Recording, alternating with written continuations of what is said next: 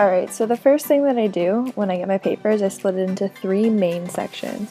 This way I can see a lot more information on one page rather than just going down in lines. For my titles, I like to have my titles in all caps and I like to highlight them with whatever theme color. I'm using the Tombow dual brush pen for the theme color, but I will use whatever marker. The next thing that I decided to add was a topic header. I use a large bullet point followed by text and then gray highlighter. This way I can see my topics easily without them also distracting from important information. The next thing that I'll add is I will add arrows as bullet points, so that way it draws my attention to the topic and shows connections through the topic. The next thing I'm going to do is I'm going to make a second subheading. I'm going to talk about some important definitions. Now, the way that I like to do definitions is I use the same arrow heading to draw my attention to it, and then I'll put a little dashed line after the definition and fill out the information. Using a different color, I'm going to highlight the word that I've now defined.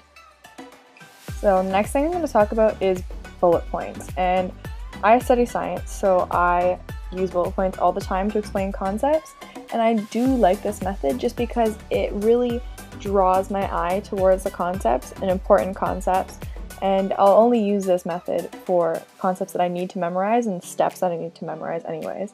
So what I'll do is I'll put a circle and then add a number in the middle, and I'll put the text of the title of that section. Then if there's steps, I'll add steps using another arrow bullet point and explain my topic.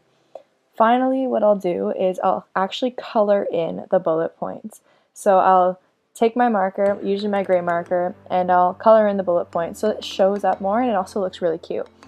And then I'll go back with my green or other marker, my other colored marker, and I'll highlight the main important parts of the steps.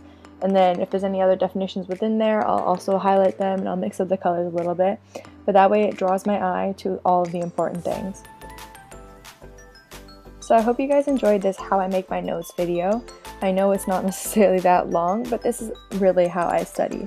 During class, what I'll do is I'll take notes on whatever PowerPoint or OneNote or Word or whatever I'm feeling that day, and then I will go through the main points and make these little study sheets. They're very helpful for me and they help rememorize a lot of things without carrying around 20 or 30 different pieces of paper. I'm going to carry around 4 for my final exam. So yeah, good luck with your studying, everybody, and hope you guys subscribe and like the video if you enjoyed, and I hope to see you guys around next time.